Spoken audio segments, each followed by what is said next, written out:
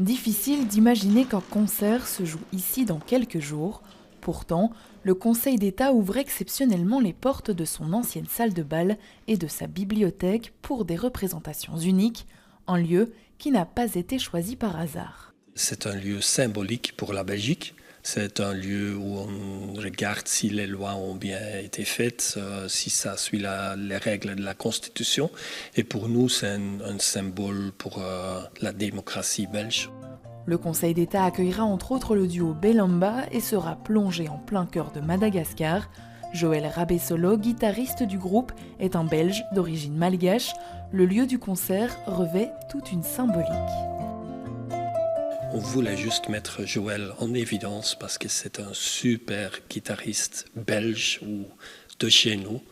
Et dans un lieu mythique qui est vraiment belge, le Conseil d'État, c'est un message, tu es bienvenu, ça fait partie de toi.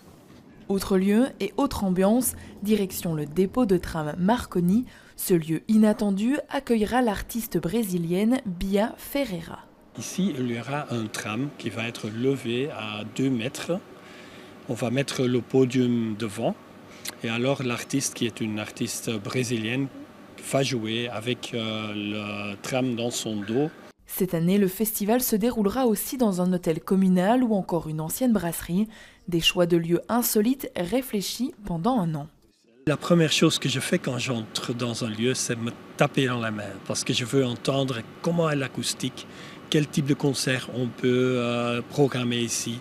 On tient lieu du contenu, de qu'est-ce qui se passe dans ce lieu, mais aussi bien de quelle est l'atmosphère. L'objectif du festival est de faire aimer Bruxelles autrement et en musique.